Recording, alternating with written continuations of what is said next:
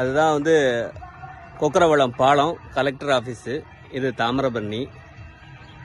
அதுக்கப்புறம் பார்த்தீங்கன்னா அது வந்து ரயில்வே பாலம். இது எந்த இடங்கிறதுக்காண்டி நான் உங்களுக்கு சொல்கிறேன். இங்கே பாருங்கள், தாமிரபரணியில் எங்கேயுமே சுத்திகரிப்பு நடக்கலை.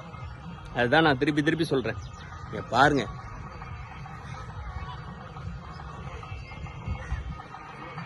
இது ஒரு ஏரியா கிட்டத்தட்ட ஒரு 15 சென்டாவது இருக்கும். அவ்வளோத்துக்கு சாக்கடை கெட்டி கிடக்குது. இது வந்து அப்படியே போய் இந்த பாருங்க, தாமிரபரணியில் கலக்கு. இவங்க என்ன செஞ்சிட்டாங்கன்னா, புதுசாக ஒரு ஐடியானா, முந்தி அந்த நடபாதை நேராக வர்ற நடபாதையில் மக்கள் குளிக்கிற பாதையில் அந்த சாக்கடை வந்துருந்தது.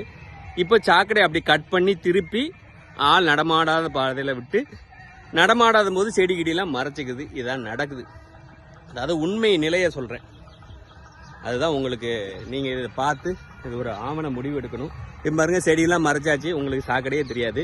இங்கே பாருங்கள், இந்த ஏரியாவில் நீங்கள் எப்படி கண்டுபிடிப்பீங்க? அப்படி வந்து அப்படி உள்ளே வந்தால் தான் சாக்கடையே தெரியும். அந்த மாதிரி பண்ணிட்டாங்க. மாநகராட்சி நிர்வாகத்துக்கு பண்ணுறேன். இது தொடர்ச்சியாக மக்கள் இங்கெல்லாம் வந்து நான் குளிச்சிருக்கேன் சின்ன பிள்ளையில். ஃபுல்லாக ஆயிரக்கணக்கான மக்கள் குளித்தாங்க. இன்றைக்கி வந்து குளித்தவங்களுக்கெல்லாம் சொறி வருது.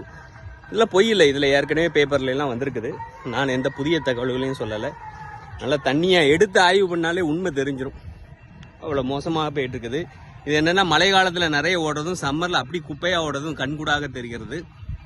அதனால் தயவு செய்து இதை பார்க்குற எல்லா கட்சி அரசியல்வாதியும், ஒரு கட்சி இல்லை, எல்லா கட்சி அரசியல்வாதியும் உங்களுக்கு, உங்கள் மக்களுக்கு, அதே மாதிரி உங்கள் குழந்தைகள் இதை சுத்திகரிப்பு பண்ணி தான் குடிக்கணும். அதனால் தயவு செய்து இதை டிஜிட்டல் சர்வே ஃபுல்லும் தாமிரபரணியை எடுக்கணும். மாநகராட்சி சாக்கடை ஃபுல்லாக தடுக்கப்பட வேண்டும். இதுக்கு சரியான திட்டமில்லை என்பதுதான் உண்மை. அதனால் இதுக்கு உடனே நடவடிக்கை எடுக்கணும்னு வேண்டி விரும்பி பாதம் தொட்டு கேட்டுக்கிறேன். இதை பார்க்குறதெல்லாம் கடந்து போகாதீங்க. உங்களால் முடிஞ்ச ஒரு 1000 பேருக்கு அனுப்புங்க.